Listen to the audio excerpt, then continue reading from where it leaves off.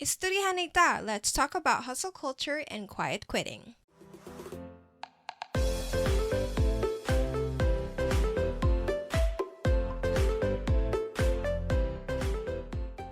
So I wanted to discuss my personal experience going through these trends called hustle culture and quiet quitting. But of course, before we dive into that, I wanted to give a little bit of definition of what these two concepts are, especially for those who haven't heard of these just yet or aren't that much knowledgeable in these concepts. And I just kind of grabbed a few information over the internet to help me describe what these are. So, hustle culture describes a common modern workplace environment that emphasizes hard work and long hours to the key to success. It's become increasingly popular recently, with many companies encouraging their employees to put in extra effort and work hours for better results. Hustle culture in the Philippines is quite similar to that in America, since Filipinos believe that hard work and determination are the key to success. And it doesn't matter if the job doesn't pay well as long as you have a job, right?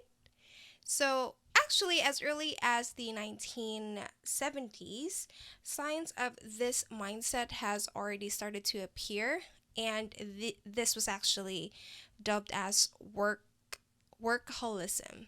It's just kind of being a workaholic. So, workaholism actually further increased in the 1990s with the rise of technology companies because of it being more fast paced and it required a more demanding type of work.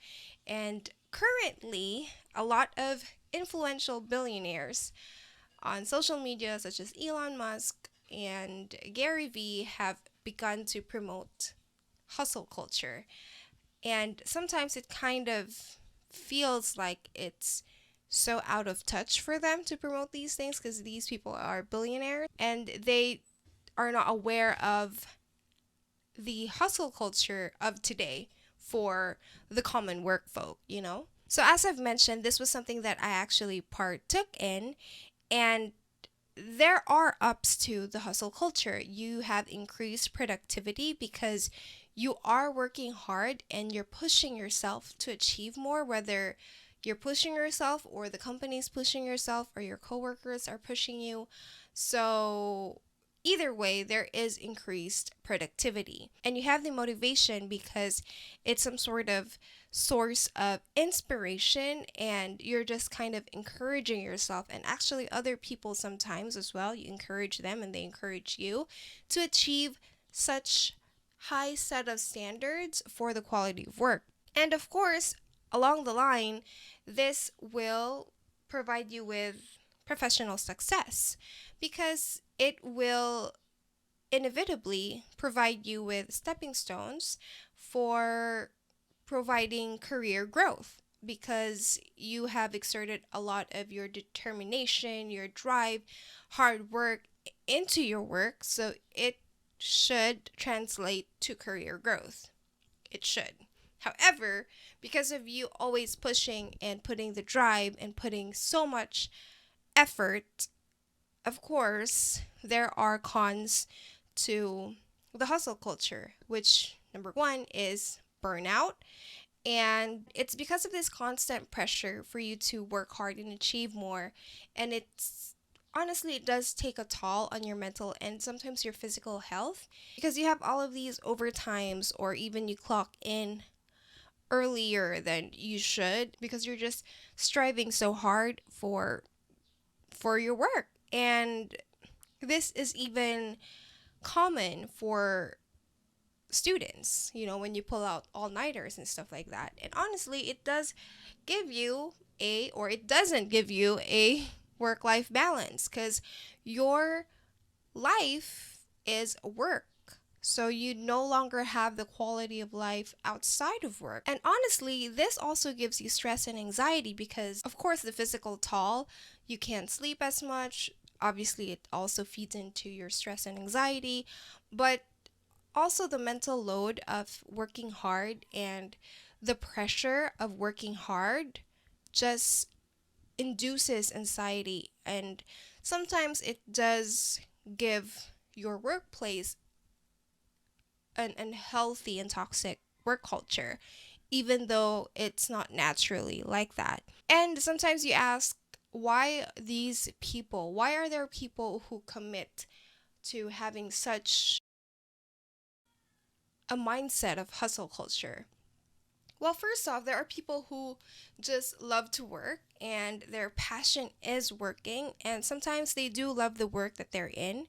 And good on them, good for them. And they just honestly love putting in the work. So sometimes these people aren't even competitive or ambitious. They just feel like their work is a purpose in their life. It may not be the main purpose, but it could be one of the purposes that they have in their life, and it gives them some sort of sense of direction and they find satisfaction with it.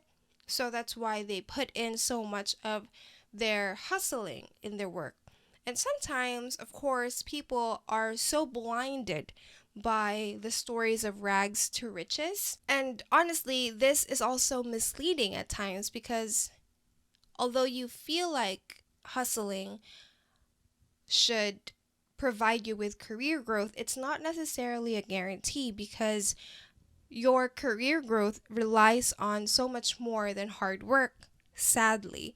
There's a lot of kissing ass, there's a lot of connections that go along with it. So achieving the richest part isn't a guarantee, sadly. Especially when people share their story and they don't provide background or they omit certain facts about their life, like having well to do parents or having some sort of capital that was backed up by their parents, or privilege from graduating from a certain school. And of course, the basics of all basics is trying to make ends meet. People hustle because they have something to hustle for. They need the money to be able to survive. And sadly, in our economy, everything is so expensive, but the pay is not proportional to that. So people have to put in more effort and work so that they could just provide for their family. Sometimes it's not even extra money that they're working for, but it's actually like sometimes it's not even money for them to be able to afford luxuries or buy extra items or buy your wants. Honestly, sometimes these things are just to meet the necessities. And so, because again, they also have the stress and anxiety, sometimes they feel like they don't have job security, so they end up actually having multiple jobs just to be able to ensure that there's food on the table. So, alternatively, quiet quitting is something that has to do with doing the bare minimum of what's required for your job, putting in no more extra time and effort or enthusiasm than absolutely necessary. It's also been said that quiet quitters continue to fulfill their primary responsibilities, but they're less willing to engage in activities known as citizenship behaviors. No more staying late, showing up early, or attending non mandatory meetings. Another term that's interchangeably used for quiet quitting is soft quitting. And so it, of course, means that you're opting out of activities that's beyond of your assigned duties and becoming less psychologically invested in your work. And quiet quitters continue to fulfill their primary responsibilities, so they're still doing what they're being paid for, but just no longer doing the extra stuff. As an employee, it's easier to determine the pros for quiet quitting. You are no longer prone to burnt out, basically just the opposite of the hustle culture. You're no longer prone to burnout. You have more time on your plate for work-life balance. And well, it's not to totally get rid of stress and anxiety, but it does minimize it, especially if those things are rooted from work. However, when you do engage in quiet quitting, it does affect the productivity and the work culture, because if you do the bare minimum and if you do produce output that's less than desirable, and so your teammates would end up having to cover your ass, or they would see how you're being apathetic to your work, and so they would either resent you for it or join along, and so everybody just doesn't hit their goals. Although, to be quite honest, I don't 100% agree with that, because quiet quitting does mean that you're still doing your job, you're just not exerting as much effort or as more, like you're not being paid to do more. So why would you?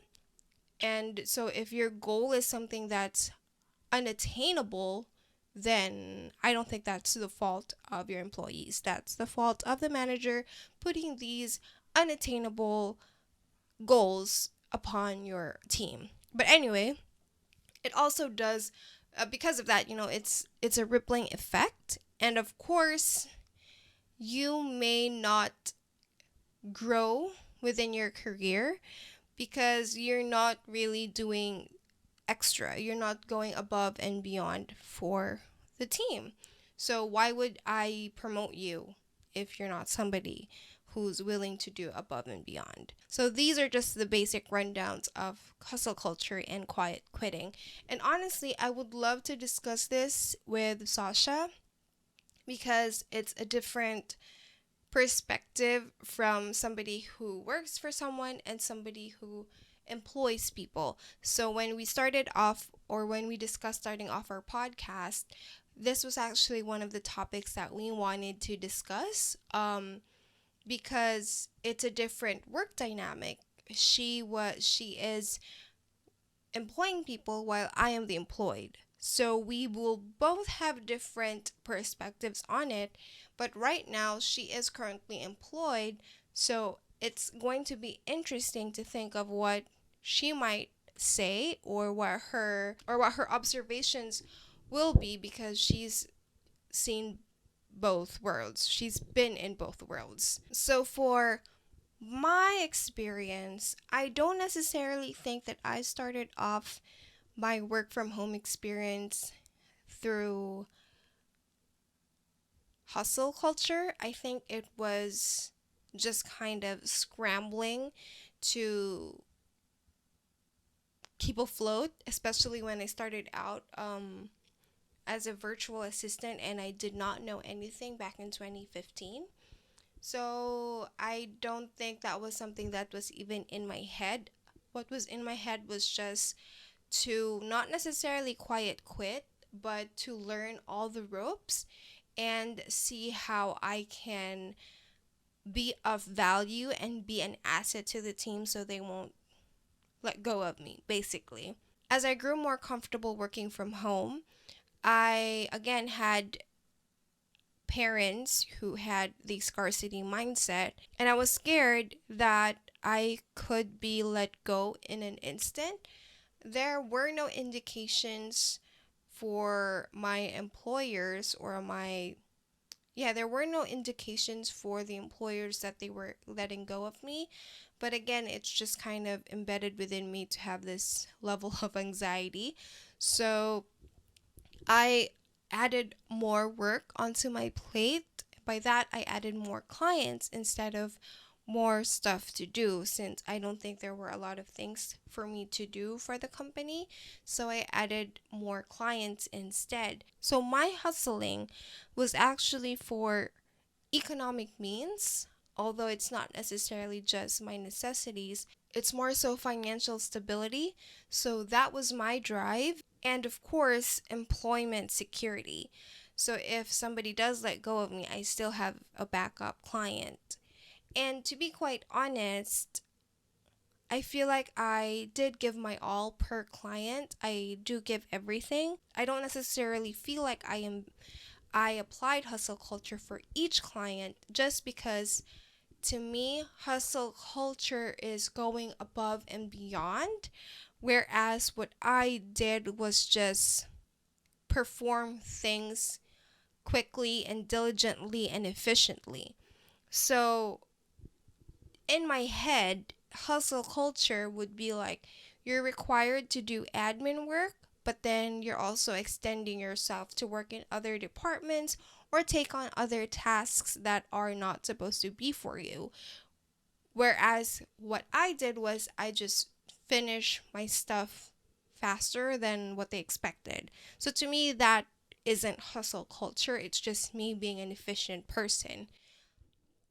So take that what you will, because maybe for you that already is hustle culture. To me, it isn't, because to me, it's more like extra stuff that's being put on my plate that shouldn't be on my plate. I feel like hustle culture came into my life back in 2021, and that was because of the current role that I was in, the position for that specific client. And I had to wear a lot of hats for the role. And even if the hats weren't supposed to be mine, I felt like I had people in the team, not my team, but people in the team that were kind of quiet quitting and weren't performing as well. And like I said, it does affect other people. So I get frustrated, I get pissed off, and I end up ranting to my superior because this person isn't doing well, isn't doing what they're supposed to do. To be fair, I don't think that was quiet quitting. That person was just not doing their job because they weren't meeting deadlines at all. So it affected my work because I had to have his results before I can start on my task. So that's how I know that it was honestly affecting my role. So that's how I got affected by quiet quitting, not necessarily from me, but from others. So I get pissed off at other people when they don't put in the same effort as I do. To be quite honest, I'm still like that, even though I'm in my quiet quitting era. It's just that, or maybe I'm just pissed or annoyed and irritated at people who are just plain stupid and just aren't doing their job, to be quite honest. So for me, what they're doing isn't quite quitting at all. They're just getting paid doing nothing, or they're just not being efficient. So that's that. So again, in my role, I had to do a lot of things because if they wouldn't do their task, then I end up finding a way to complete their task so that I could get started on my task. So again, that was I was very burnt out. I end up working way late after logging out. I'm still working. I'm still trying to find systems where I can work efficiently. I'm trying to clock in earlier. So by the time when I'm supposed to clock in, everything is all set in place.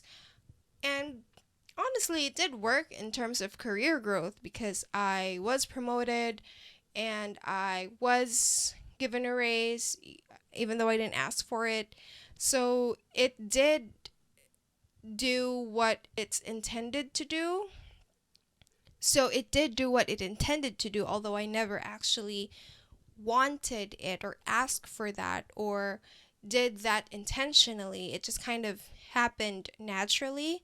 So again, it is helpful when you're thinking of some sort of career growth for, personally. And again, it just came to a point where I got so burnt out and I didn't have a life outside of work. And before, it was fine for me because I honestly, even right now, I don't really have life outside of work.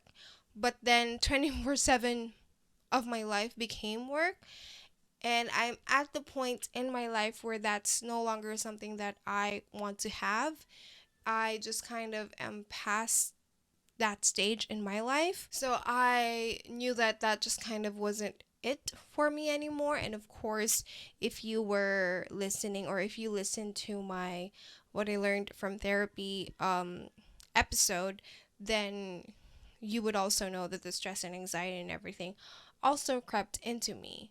And it led me to quiet quit, or from now, I think I'm quiet quitting.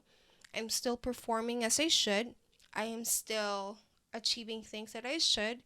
I'm still hitting my marks, hitting my goals, hitting my deadlines. I'm just not overtly out there asking for more things on my plate, because again, honestly, that's just not something that I want anymore. And because I am in a work from home environment, I hope that not everyone is being affected from my quality of work or my attitude towards work. My current role is no longer the same, where I am so embedded or teamwork is 100% needed. So that's no longer something that's necessary for my role. So I hope my attitude towards work is no longer something that's affecting other people, basically. For me, I don't see it myself as somebody who's going to delve into hustle culture anytime soon, just because I am enjoying my life at the moment. I like having my personal time, my personal space. I am satisfied with the quality of work that I have been giving out. If my clients need more from me, I'm always there. And I'm just not, as the Filipinos would say, I'm not Jollibee anymore. I'm not Babida. I don't feel like I was Babida before, because I don't like show it off to everyone. It's more like a one-on-one type of thing. So I don't necessarily do that, and I just kind of want to keep to myself. So that's something that I am working on, especially because I am somebody who is so proud. I'm somebody who's so proud of my work ethics. I'm somebody who's so proud of my work. I'm somebody who's so proud of the quality of work that I put out. So for me, from somebody who's like that, and now I'm quiet quitting, it's kind of ironic. It's just kind of a 180, if you could say that. But honestly, I don't feel the same way, because I'm still providing the work that I'm being paid for. So I don't feel like that's me, because I'm still proud of the work that I put out. I'm still proud of my work ethics. I still show up for work. I don't necessarily miss days of work just for nothing and stuff like that. So, what would I say to anybody in the workforce at the moment? My advice would be different for people who have different attitudes, who have different goals for their lives. If you're somebody like me who is happy with their pay, who is happy with their workload, who is happy with their position, with their role, and would like to have more time on their hands, then I would suggest quiet quitting, because you're already happy with your status in life, with how much you're earning. You're not really hustling more so that you could attain certain things. And when I was hustling hard, I was saving up for the house that I built. And so I feel like it made sense for me to hustle hard. Although that's just something like I realized looking back, because at the moment, I wasn't, I honestly wasn't working hard for the house. I was working hard because that's just how I was. I worked hard because that's just who I was. So if you're somebody who's looking for career growth, and if you want more out of your career, then of course I would not suggest quiet quitting. And the things that you just have to be wary of, the things that you're prone to from hustle culture, and just to take care of yourself, because the effects of too much hustling takes so much out of you, that like right now I still feel burnt out, even though my workload has decreased immensely, but I still feel burnt out. You have to be careful when you are hustling. You have to be aware enough to know when you should take a break. You have to be good with time management. You have to list, especially if your purpose is career growth, you have to list down all of the things that you did, that's outside of your scope, or something that's more considered as an achievement or an award, so that when it's time for your evaluation, your performance evaluation, or if it's time for you to ask for a raise, you have all of these data to back you up so that all of your hard work and hustling is not for naught. It's not for naught? It's not for naught. Yeah, basically, your hustling won't go to waste so that you have something to back you up. And so that's kind of it with my talk on hustle culture and quiet quitting. And I'm wondering where you are in your life at the moment, because a lot of my friends right now, a lot of my friends, but most of my friends are in the quiet quitting era. I'm not sure if that's just something that people in their late 20s, early 30s tend to do because we've seen and we've experienced much of the workforce. So we're kind of like, not for us. So I'm not sure if that's just kind of a universal thing. So, yeah, let me know where you are in your era or what your thoughts are for either of these cultures. Thank you so much for listening to this episode. If you're on Spotify, don't forget to follow, like, and rate the pod. And if you're on YouTube, don't forget to subscribe and give this episode a thumbs up. Please share this episode or any other episode of mine. It will help me immensely and I will truly appreciate it. Thank you so much for listening again. Isturyahanay ta. Let's talk on the next episode.